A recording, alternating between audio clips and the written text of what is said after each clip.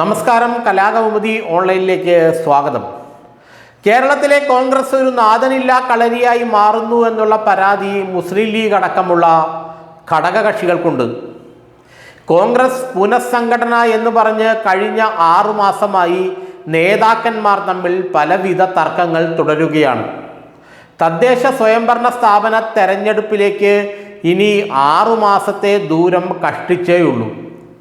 മുസ്ലിം ലീഗും കേരള കോൺഗ്രസ് ജോസഫ് വിഭാഗവുമെല്ലാം തങ്ങളുടെ അണികളെ വരുന്ന തദ്ദേശ സ്ഥാപന തെരഞ്ഞെടുപ്പിനായി സജ്ജരാക്കി കഴിഞ്ഞു. എന്നാൽ കോൺഗ്രസ് ഇപ്പോഴും പുനഃസംഘടന എന്ന് പറഞ്ഞ് മുടന്തുകയാണ്.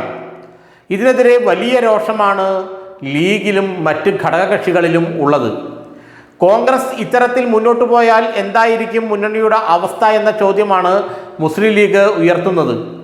DCC അധ്യക്ഷന്മാരെ മാറ്റി നിയമിച്ചുകൊണ്ട് ഒരു സമ്പൂർണ്ണ പുനഃസംഘടന വരുന്ന തദ്ദേശ സ്വയംഭരണ സ്ഥാപന തെരഞ്ഞെടുപ്പിന് മുമ്പ് ഉണ്ടാകും. അതിനുള്ള ചർച്ചകൾ നടന്നു കഴിഞ്ഞു. ആഗസ്റ്റ് അവസാനത്തോടെ ഭാരവാഹികളുടെ ലിസ്റ്റ് പ്രഖ്യാപിക്കുമെന്നൊക്കെയാണ് പറഞ്ഞത്. എന്നാൽ ഇതുവരെ അത്തരത്തിൽ ഒരു പ്രഖ്യാപനം ഉണ്ടായിട്ടില്ല എന്ന് മാത്രമല്ല, തമ്മിലടി അവസാനിക്കുന്നുമില്ല.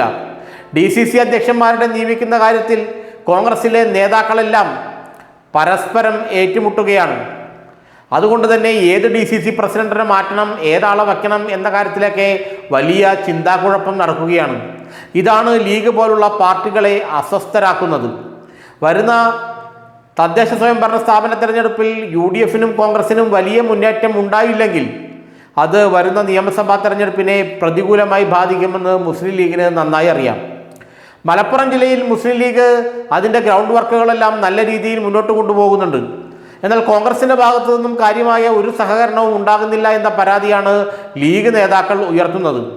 മലപ്പുറം ജില്ല മുസ്ലിം ലീഗിൻ്റെ കൈകാര്യം ചെയ്യലിൽ സുരക്ഷിതമായിരിക്കും.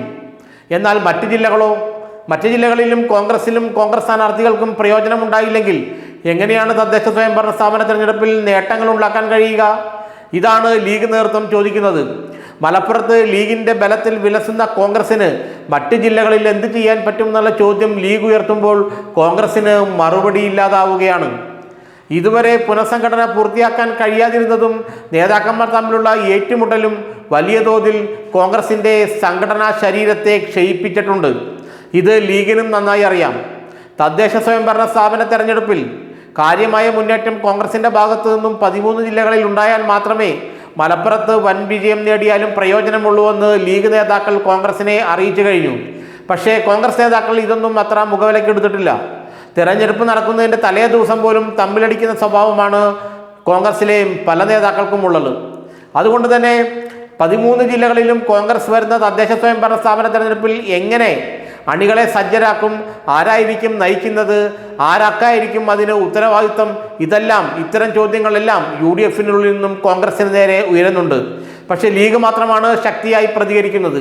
കോൺഗ്രസ് ഒരു നാഥനില്ലാ കളരിയായി മാറിക്കഴിഞ്ഞാൽ, എടുത്ത തീരുമാനങ്ങൾ നടപ്പാക്കാതെ ഇരുന്നാൽ, പുനഃസംഘടന അനന്തമായി നീട്ടിക്കൊണ്ടുപോയാൽ പ്രവർത്തിക്കാൻ അണികളുണ്ടാകില്ലെന്നും അത് വരുന്ന തെരഞ്ഞെടുപ്പുകളിൽ ആത്മഹത്യാപരമായിരിക്കുമെന്നാണ് മുസ്ലിം ലീഗ് പറയുന്നത്.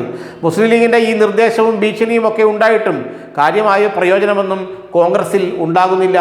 ഇപ്പോഴും കാര്യങ്ങൾ തഥൈവയാണ് എന്നാണ് ലീഗ് നേതാക്കളുടെ പരിപാടി.